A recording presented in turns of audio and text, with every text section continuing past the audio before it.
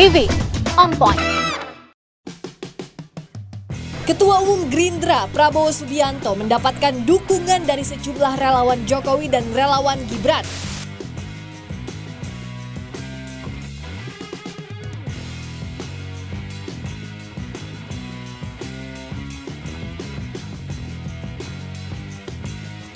Jangan Ganjar Prabowo, Prabowo Ganjar. Kalau duit Prabowo Ganjar, saya yakin itu yang paling ideal untuk konsentrasi pemenangan pemilu 2024 Pak Prabowo menang.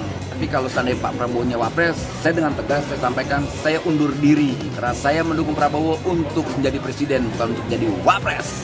Pemberani, yang berani, pemberani demi rakyat.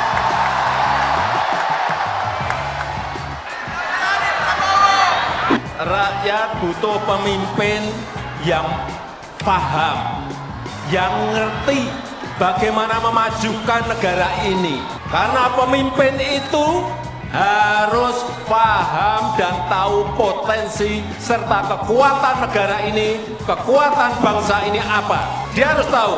Kenapa penting sosok yang pemberani? Kenapa itu kemudian harus di-announce berkali-kali? Saya yakin sih dengan survei Kompas terbaru segala macam, Pak Prabowo jadi merasa punya bargaining lebih tinggi dong. Kenapa nggak kemudian dibikin memang battle aja berdua? Pak Jokowi sadar, satu bangsa itu nggak cukup hanya dikasih roti, tapi harus dikasih sirkus. Dialog menarik antara Pak Jokowi, Bu Mega, dan Pak Prabowo itu harus diatur. Kenapa harus ada Bu Mega dan Pak Prabowo? Emang rencana untuk menyatukan antara Pak Prabowo sama Pak Ganjar itu Ada masih aspirasi. ada? Orang yang ada di survei sekarang posisinya nomor 1, ketua Oh, umum iya. partai, mau jadi cawapres. Mungkin iya, sedia jadi cawapres. Atau mungkin ada skenario lain yang saya sudah kasih bocoran, Dan itu ada di sosok? dan itu ada di sosok. Hai, kembali lagi di Livi on Point. Kalau tadi kita mendengar pernyataan dari Presiden Joko Widodo, negara Indonesia butuh sosok presiden yang pemberani, butuh sosok presiden yang paham apa sih kemauan rakyat dan apa sih yang sebetulnya dibutuhkan rakyat. Sosok seperti apa sih sebetulnya yang memang cocok? Kalau disebut-sebutkan beberapa pernyataan menyebut seorang Joko Widodo, presiden yang sekarang masih memimpin ini disebut akan menjadi kingmaker di Pilpres selanjutnya. Sebetulnya siapa sosok yang disiapkan Presiden Joko Widodo? Artinya arah dukungannya akan kemana? Ke Prabowo kah atau ke Ganjar kah? Relawannya akan ada di mana posisinya? Apakah kemudian suaranya akan terbelah?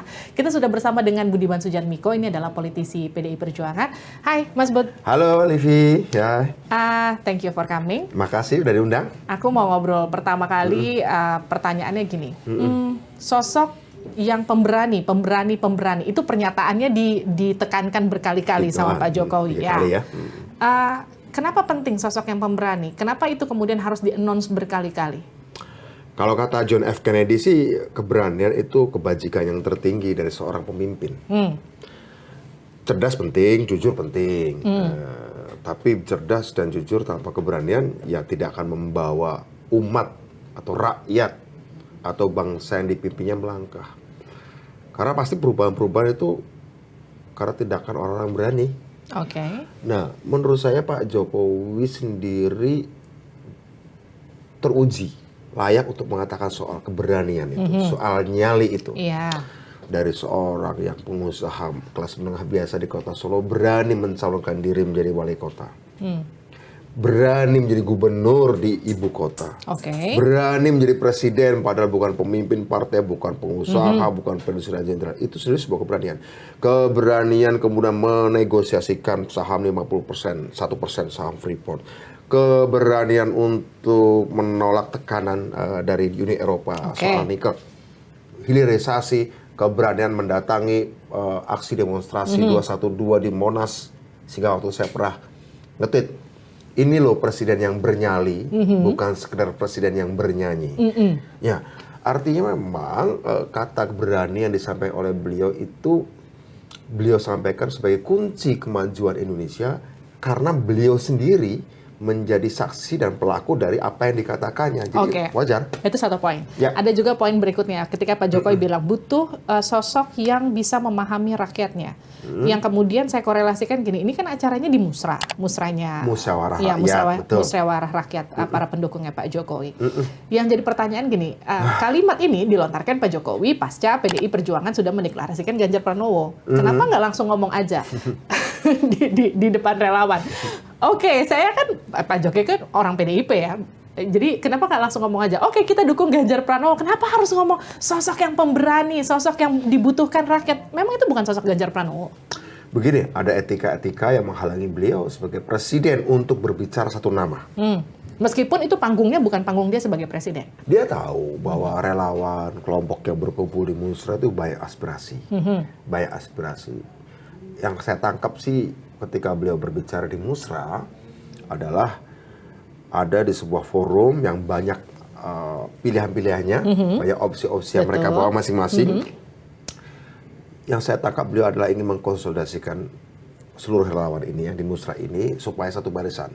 Andai misalnya Bapak Jokowi mengatakan X atau Y, Mas Ganjar atau Pak Prabowo, saya yakin itu malah akan menimbulkan, dan saya yakin sampai ujung beliau tidak akan pernah menyebut nama secara terbuka. Tentu beliau punya banyak pertimbangan, Punya banyak sinyal-sinyal. punya banyak sinyal-sinyal pastinya, dan dalam politik biasa-biasa saja sinyal dan diplomasi itu. Tapi jangan sampai kemudian secara terbuka menyebut satu nama, itu saya pikir Pak Jokowi tidak akan melakukan itu. Tapi apa enggak kemudian itu membuat Jokowi ada di zona abu-abu, jadi terkesan berdiri dua kaki? Karena kemudian ada di satu kesempatan ia menyatakan bahwa penerus saya nanti Pak Prabowo. Di satu sisi ia mengatakan bahwa calon presiden yang cocok rambutnya putih. Sosoknya ke Ganjar Bahkan Pranowo. Pak Jokowi bukan berdiri di dua kaki, Pak Jokowi berdiri di 270 juta pasang kaki. Oke. Artinya banyak sekali pertimbangan 270 juta pasang kaki yang harus beliau pertimbangkan. Tapi sebagai kader partai kita tahu kehadiran beliau pada tanggal 21 April di Batu Tulis itu juga sebuah tanda kan beliau hadir sebagai kader partai. Ya, betul. Saat berbicara di Musra dan juga di beberapa pernyataan yang lain, beliau berbicara sebagai seorang pemimpin yang tahu betul dia sudah bekerja keras, tapi kerja keras itu masih belum cukup untuk menjawab persoalan-persoalan tinggalan masa lalu Indonesia maupun persoalan-persoalan yang baru hadir akibat terjadi banyak perubahan-perubahan. Nah, dia tahu betul apa yang dia kerjakan ini mungkin ya, saya tangkap mungkin tidak lebih dari 25% dari apa yang beliau pikirkan harusnya dia kerjakan. Tapi kan batasan konstitusi tidak memungkinkan ya untuk beliau menjadi periode ketiga segala macam. Makanya dia ingin memastikan bahwa kerjaanku ini harusnya butuh 20 tahun, butuh 25 tahun. Tapi saya punya batasan konstitusional, saya hanya punya waktu 10 tahun. Maka 15 tahunnya itu harus seperti apa? Makanya beliau kan bilang, dia menyebut 13 tahun, tidak 15 tahun, tapi artinya itu kan 3 periode kepresidenan ya, Livia. Ketika beliau menyebut 13 tahun atau 3 periode kepresiden yang harusnya 15 tahun, dia mengatakan bahwa kira-kira apa yang menjadi targetnya hanya bisa selesai dalam waktu 25 tahun. Disitulah dia tahu betul bahwa 15 tahun itu harus diisi oleh orang yang bisa menuntaskan itu, dan itu butuh keberanian, butuh pemahaman. Ini menarik, kalau keberanian sudah kita jawab tadi ya. Sekarang pemahaman, ada dua kan pemimpin itu, yang memahami dan yang disukai. Idealnya sih dua-duanya, Livi. Yes. Misal Livi disukai tapi sekaligus paham. Seorang pemimpin seperti itu. Pemimpin apapun, pemimpin kelas, pemimpin keluarga, pemimpin organisasi, apalagi pemimpin negara. Saya kira survei segala macam itu yang dikeluarkan secara rutin akhir-akhir ini lebih banyak berbicara, bukan lebih banyak. Satu-satu yang dibicarakan adalah tentang siapa yang disukai oleh rakyat melalui presentasi. Pidato di Musra itu mengingatkan, seorang pemimpin pun tidak sekedar bermodal apa yang disukai atau bermodal dia disukai atau tidak. Tapi saat disukai, dia layak dan paham nggak tantangan 13 tahun yang tersisa itu, yang nggak beliau sempat selesaikan. Nah, sebenarnya kalau kita lihat pidato Pak Jokowi, kalau bicara survei itu aspek kuantitatif dari seorang pemimpin, aspek jumlah, berapa persen sih disukai, berapa persen tidak disukai, kira-kira gitu. Nah, pidato Musra kemarin sebenarnya itu adalah sebuah era baru yang mau dikenakan oleh Pak Jokowi. Selain disukai secara kuantitatif lewat presentase, juga harus memahami persoalan secara kualitatif. Artinya bisa meneruskan apa yang kemudian sekarang sudah dikerjakan oleh Pak Jokowi. Menurut saya Pak Jokowi tentu saja beliau ingin diteruskan apa yang menurut beliau baik. Dan ingin pemimpin penggantinya juga melakukan apa yang belum sempat beliau lakukan. sesuai dengan rencana beliau. Tapi juga beliau tahu bahwa ada tantangan lain di pemimpin ke depan yang nggak dia temui di periode dia, yang kemungkinan akan muncul tantangan maupun peluang. Peluang dia sebutkan, bonus demografi yang akan dinikmati oleh bangsa Indonesia tahun 2030-an. Dan itu hanya satu kali sebuah bangsa hanya menikmati itu. Artinya, pemimpin Indonesia di 2024 sampai 2029 dan sampai 2009 sampai kemudian 2034 itu akan melewati satu periode emas. Periode satu-satunya ini sama seperti seorang manusia sakit cacar hanya sekali seumur hidup. Satu bangsa pun hanya sekali seumur hidup menikmati bonus demografi itu.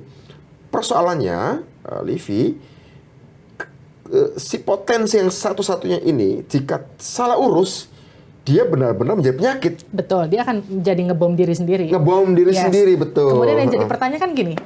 Itu kos-kosan Pak Jokowi sana. Itu yang kemudian jadi apa ya? Jadi kriteria yang kemudian diharapkan oleh seorang Joko Widodo untuk penerusnya. Tapi yang jadi pertanyaan kan gini. Ketika kemudian instruksi itu tidak loud and clear, akan kemudian jadi multitafsir. Itu yang kemudian kemarin terjadi pasca apa yang dilontarkan Pak Jokowi di Musra, yang satu menyatakan bahwa ini lebih cocok ke arah Pak Prabowo karena sosoknya pemberani bla bla bla bla bla. Yang satu merasa bahwa saya ingat pernyataannya Bang Deddy Sitorus yang menyatakan ini mah sosoknya Pak Ganjar, jelas-jelas kemarin Piala Dunia U20 aja beliau berani banget menolak langsung. Sampai kemudian itu disebabkan dia nggak takut diserang, intinya sosok pemberani itu versinya Pak Deddy terhadap sosok Ganjar. Ini kan karena impact dari apa yang tadi karena memang dua-duanya punya kualifikasi itu. Itu yang membuat Pak Jokowi juga masih ada di zona abu-abu. Ya, ini menurut saya Pak Jokowi ini ada dua jenis kebingungan, Livi.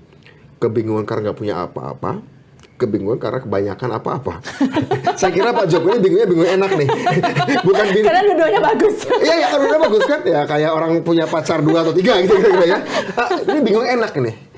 Bingung pilihan-pilihannya antara itu bingung enak, bukan bingung nggak enak. Jadi milih A nggak salah, milih B juga nggak salah. Nggak salah. Tapi kan Pak Jokowi itu masalahnya kalau nggak punya pilihan kan, Pak Jokowi punya pilihan. Tapi kan Pak Jokowi itu kan ada di PDIP, yang sebenarnya PDIP itu kan harusnya satu komando, ya nggak sih? Oh tentu saja itu no question about it. Ya nggak ada debat tentang itu. Tapi kalau kita bicara kebingungan kan jadi sebenarnya nggak satu komando sama PDIP. Jadi Pak Jokowi nggak benar-benar ke Pak Ganjar atau bisa ke Pak Prabowo gitu, gimana? Oh nggak bisa ditafsirkan gitu. Jadi gini, kamu harus lihat waktu pernyataan, meskipun Pak Jokowi tidak berbicara di Musra sebagai presiden, tapi beliau juga tahu bahwa relawan ini juga afiliasi partai macam-macam, maupun bahkan mayoritas non partai, saya pikir jika nanti suatu saat Pak Jokowi akan memutuskan, saya pikir tidak akan senorak itu, tidak akan terbuka itu ya. Paling terbuka kemarin pernyataan beliau barusan bahwa saya tetap akan cawe-cawe. Itu clear banget karena ketika selama ini sama ini kan mereka pada bilang gini, sejumlah para pendukung Pak Jokowi, politisi itu pada bilang gini, "Gua presiden nggak cawe-cawe, presiden nggak cawe-cawe." Tiba-tiba presidennya bilang, "Saya cawe-cawe." Artinya gimana tuh? Dan saya pikir itu akan didiskusikan dengan Bu Mega. Dan Bu Mega dan Pak Jokowi pernah bertemu tanggal 18 Maret 2023. Bertemu lagi di Batu Tulis, walaupun cuma sekejap, dan bertemu lagi setelah halal bihalal. Dan saya pikir akan ada pertemuan-pertemuan lagi. Apalagi juga Bu Mega juga akan direncanakan bertemu dengan Pak Prabowo dalam waktu dekat, ya, yang kemudian bisa menjadi, saya pikir dialog menarik antara Pak Jokowi, Bu Mega, dan Bu Mega dan Pak Prabowo itu harus kita tunggu. Kenapa harus ada Bu Mega dan Pak Prabowo? Emang rencana untuk menyatukan antara Pak Prabowo sama Pak Ganjar itu ada masih aspirasi itu. Ada aspirasi upaya itu masih ada? Masih ada aspirasi. Emang ada yang mau jadi wapres? Soal mau nggak mau itu kan soal nanti ya. Tapi kan hak untuk melamar boleh kan? Ya, tapi siapa yang mau ngelamar siapa? Iya, dan ada juga hak untuk menolak kan gitu ya. Hanya karena saya tahu bahwa saya akan ditolak bukan berarti saya nggak boleh menyatakan cinta kan? Gitu. Oh iya. Itu prinsipnya walaupun saya nggak berani juga kalau saya. Tapi enggak, saya ingin mengatakan bahwa upaya-upaya ikhtiar seperti itu masih ada. Sebelum adanya ijab kabul di bulan Oktober atau November di KPU kan, ijab kabulnya di KPU kan, sakramen pernikahannya di KPU. Jadi menurut saya sah-sah saja, Devi, untuk mengatakan bahwa negosiasi. Jadi kita jangan cuma lihat Pak Jokowi ini, dinamika antara Bu Mega dengan Pak Prabowo ini menjadi sangat penting. Apalagi mereka, terutama Bu Mega karena sudah punya tiket, Pak Jokowi juga punya separuh tiket, ya separuh tiket, dia tunggu separuhnya mau diambil bersama Bu Mega atau mau dengan yang lain. Saya harap sih ini terjadi suatu hal yang mulus negosiasinya. Kalau tidak harus setuju, tapi saling menghormati pilihan-pilihan. Menurut saya itu adalah negosiasi yang sifatnya nanti akan apapun hasil negosiasinya pasti Pak Jokowi akan memberikan penguatan sebagai seorang negarawan begitu. Ya. Akan kemudian muncul sinyalnya akan lebih condong kemana kira-kira? Saya pikir Pak Jokowi dalam posisi sebagai pribadi tidak keberatan mana yang satu mana yang dua.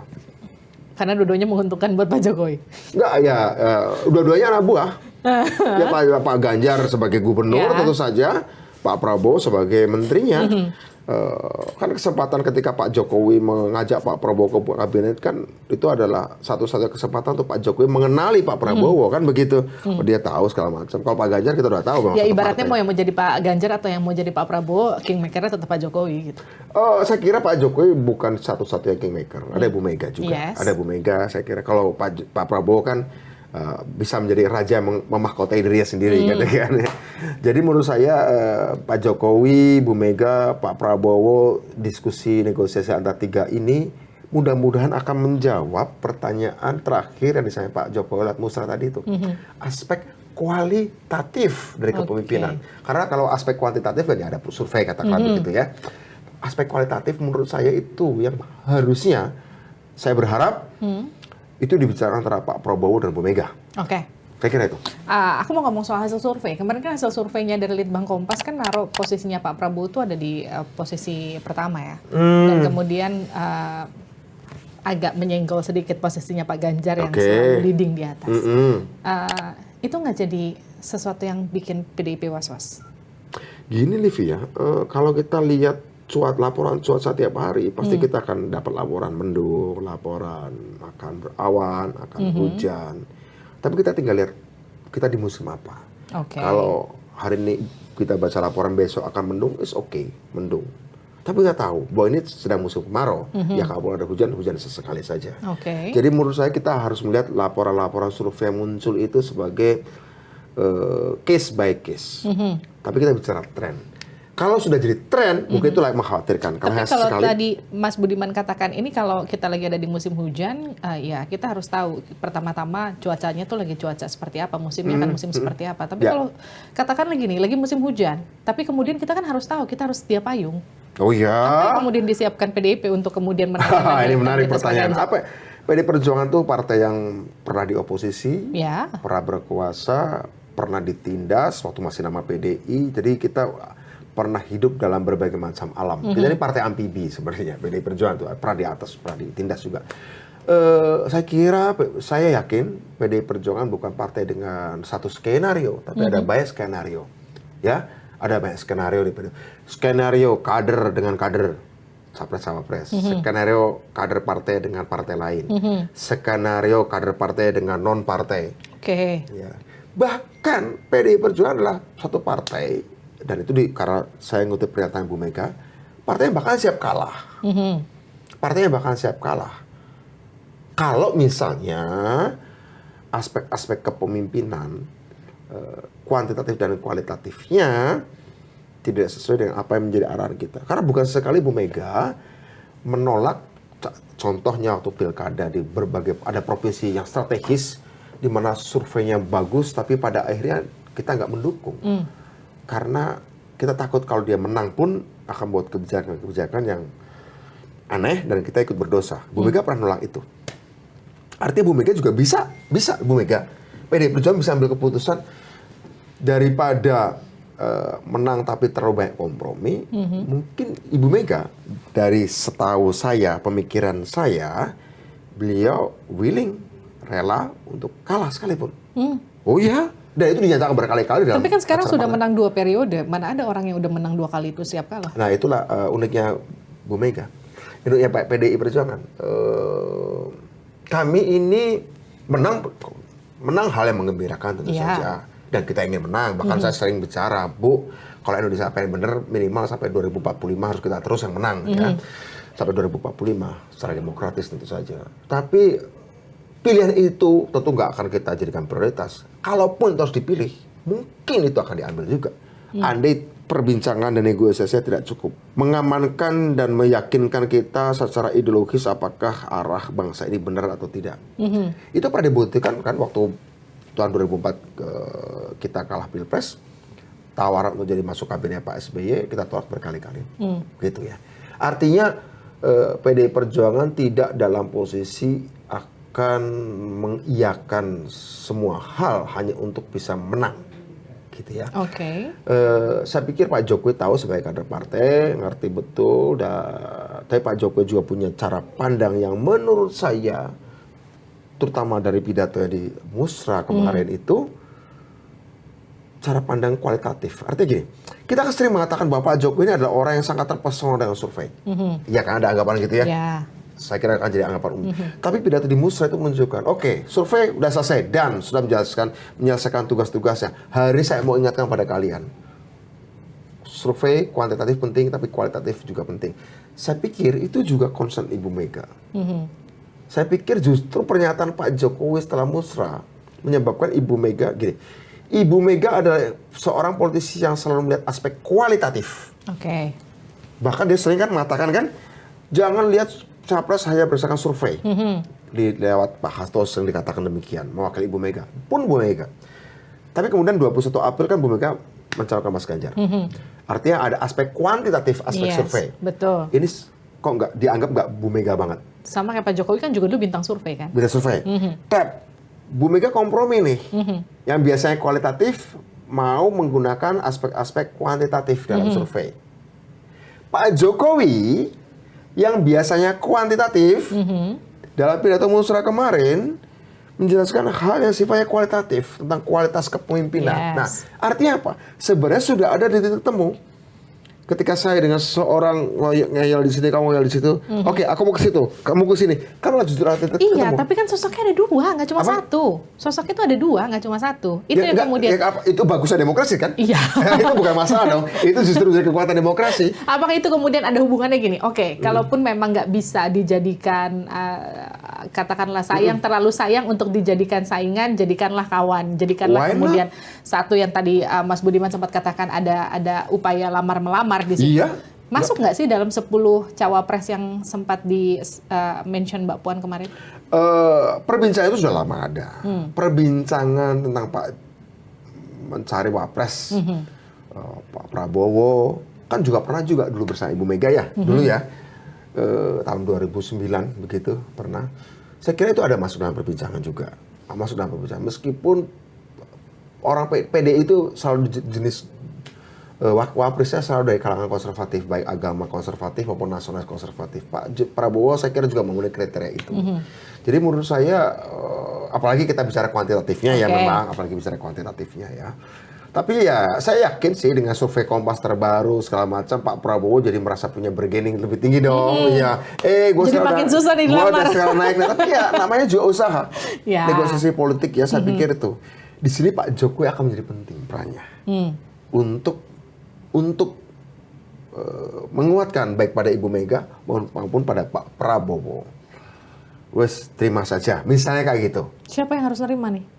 Ya bisa saja Pak Jokowi ngomong ke Bu Mega atau Mas Ganjar atau Pak Prabowo kan bisa seperti itu. Ya, menurut saya justru di sini peran strategis Pak Jokowi. Meskipun beliau tidak ketua partai, beda dengan Bu Mega, beda dengan Pak Prabowo, tapi posisi beliau ini unik. Sehingga beliau ada dalam posisi untuk bisa bicara pada dua sisi. Yang nego sih bisa Bu Mega, bisa Pak Prabowo yang nego. Tapi pada akhirnya, saya kira Pak Jokowi ada dalam posisi strategis di ujung-ujung permainan gitu ya. Kenapa sih harus dijadikan satu? Kenapa nggak kemudian dibikin memang battle aja berdua? Mereka? Toh sebenarnya kami inginnya gini. Kalau dari perspektif saya ya, dari perspektif ideologis ya. Kalau dua yang bertarung, insya Allah nasionalis banyak menangnya. Kalau tiga yang bertarung, yang konservatif banyak menangnya. Kalau 4 yang bertarung, nasionalis banyak menangnya. Bagi kami, genap itu lebih baik daripada ganjil. Ya, itu ada hitung-hitungannya, tentu saja. Jadi memang harapannya yang keluar hanya 2 calon? 2 calon. Dua Meskipun calon. sekarang sudah ada 3 calon yang mengemukakan memang. It's okay kan masih ada negosiasi tadi, makanya ada pertemuan Ibu Mega dan Pak Tapi Prabowo. sebenarnya gini deh, Apa? ya saya percaya kalau politik itu cair, politik itu dinamis. Apa yang terjadi hari ini sudah Oke. ketok palu, besok ke KPU bisa beda lagi ceritanya. Oh, ada beberapa kasus, ada yang beberapa kemarin kasus pun seperti itu. begitu kan. Ya, cuma maksud saya gini. Tapi apa iya? Kadang tuh rasanya tuh kalau dianalogikakan ya, Ya, Mas. ya. Tapi apa iya orang yang ada di survei sekarang posisinya nomor 1, ketua Oh, umum iya. partai posisinya, terus udah gitu memang dijagokan dari awal, dari zaman masih jadi pesaingnya Pak Jokowi buat jadi capres, mau jadi cawapres. Oh, itu yang bisa menjawab ya Pak Prabowo tentu saja. Tapi saya percaya baik Bu Mega maupun Pak Prabowo adalah orang yang udah makan asam garam begitu ya. Apalagi ada Pak Jokowi. Saya pikir keputusannya tetaplah akan yang terbaik, ya, akan yang terbaik. Saya melihat bahwa ada kemungkinan bisa saja ada perubahan dari salah satu sisi begitu ya, dari satu pihak. Tapi sekali lagi kalau sekedar urusannya hanya satu survei begitu ya, itu kan baru suatu survei. Iya. Kita belum bisa lihat tren di kecuali kalau ada tren nih, ada survei ke depan kemudian terjadi penaikan dari Pak Prabowo, ada penurunan dari Pak Ganjar, who knows? Who knows, Bu Mega, PDI akan mungkin iya bersedia jadi cawapres, atau mungkin ada skenario lain yang saya sudah kasih bocoran bahwa Bu Mega bahkan ya kalau nggak ketemu ya sudah. Saya berani katakan, Livi, bahwa Bu Mega sudah dalam posisi kalah pun oke, ketimbang harus mengkompromikan banyak hal. Oke. Bisa sampai kali gitu Bu Mega loh. Karena itu beliau sampaikan beberapa kali di acara partai, terbuka maupun tertutup, begitu ya. Tapi saya yakin Bu Mega dan Pak Prabowo akan berjalan baik negosiasinya, dan akan saling menghormati. Dan siapapun Pak Dere kalaupun harus pisah, rasa-rasanya mereka akan mendukung kalau harus masuk putaran kedua, saling mendukung, Oke. begitu. Kembali lagi, saya mau balik lagi soal para relawan. Kalau Oh, misalnya oke. pun akhirnya maju kedua-duanya, kemudian ada Prabowo, ada Ganjar dengan porsi relawan yang kita tahu sekarang sudah ada yang deklarasi ke Prabowo, satu relawan sudah deklarasi Ya. untuk ke Ganjar. Relawan Kita Pak bisa Jokowi sebut satu-satu, maksudnya. ya, relawan Pak Jokowi. Itu nggak merugikan buat PDI Perjuangan, karena kemudian akan menggerus suara Ganjar. Oh, dari perspektif kita tentu saja itu sebuah tantangan. Sebuah tantangan, challenge bagi kita. Jadi menurut saya kita ada step-step, ada siasat-siasat tersendiri untuk itu. Tapi pada akhirnya, at the end of the day, kemenangan nasionalisme itu menjadi pertaruhan yang paling tinggi.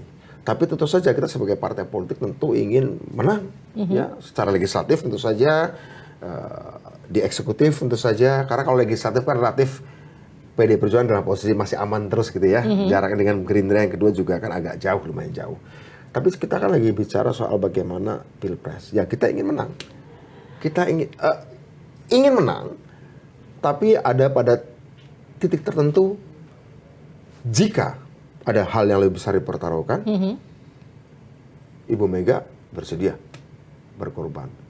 Dan kita harap Pak Prabowo juga begitu. Jika ada hal lebih besar yang dipertaruhkan, nasionalisme, NKRI, Pancasila, kita harap juga Pak Prabowo berani mengatakan begitu. Pak Jokowi punya posisi yang sangat pas untuk bisa meyakinkan mana pihak yang berkorban. Untuk Oke. tujuan lebih besar. Begitu ya? Dengan begitu nggak bisa disebut kingmaker-nya Pak Jokowi. Kan saya katakan tadi, Pak Jokowi secara institusional kan bukan ketua umum partai. Oke. Oke, jadi secara official dia tidak dalam posisi kingmaker. Tapi dinamika politik di akhir, Livi ya, akan menempatkan beliau pada posisi penentu akhir. Oke, Mas Budiman, terlepas dari Anda politisi PDIP ya, Anda itu kan juga dulu aktivis. Ya, oke. Yes. Apa sih yang dibutuhkan negara ini untuk sosok pemimpin? Jangan bilang karena PDIP udah deklarasi Ganjar ya, jadi kemudian oke. sosok Ganjar yang jadi yang paling idealis.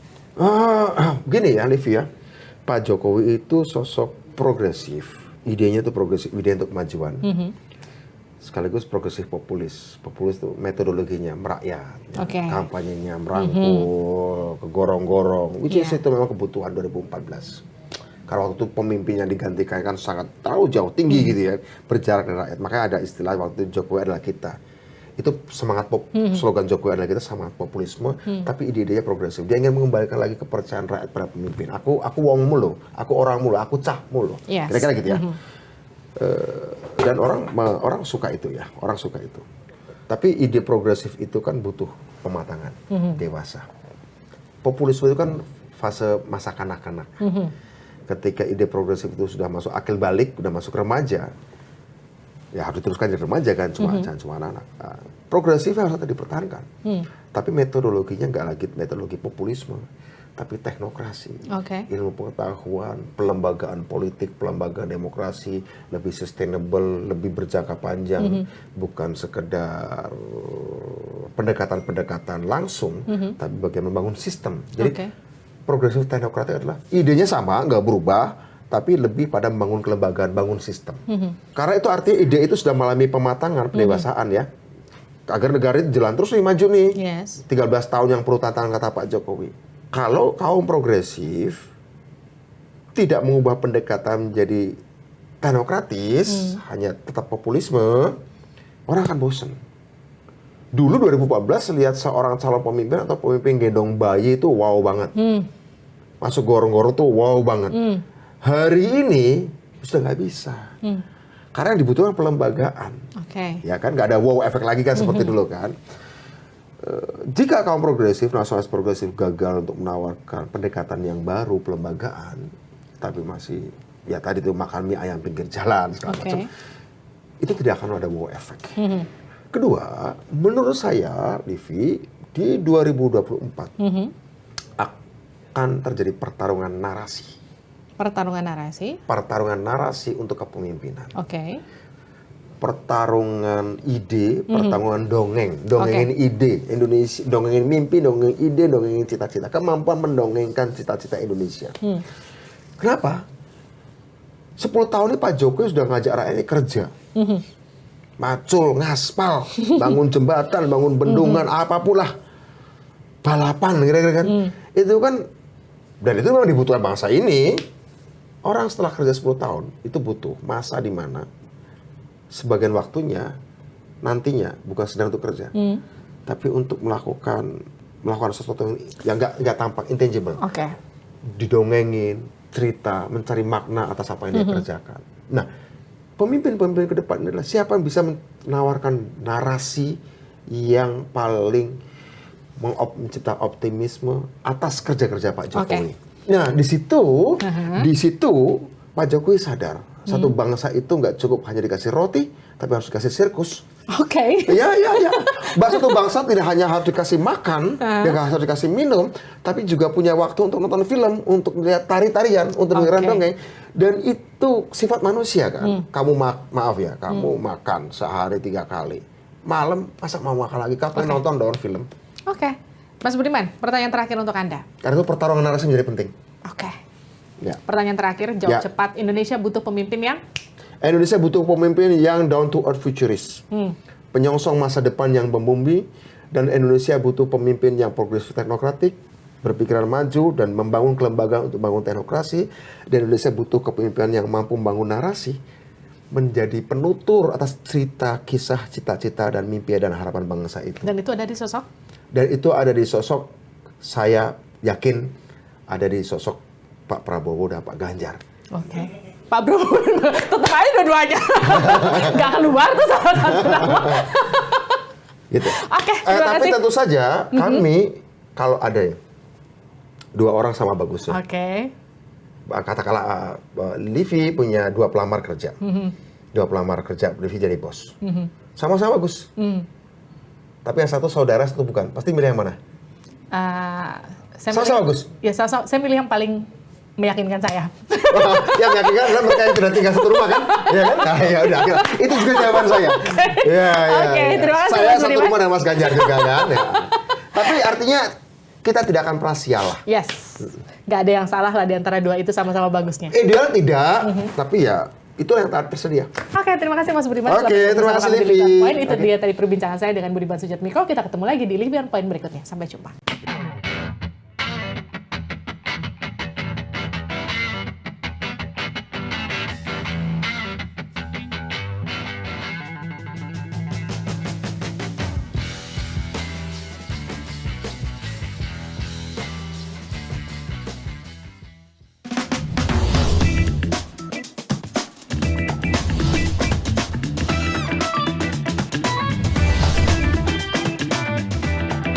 Living on Point.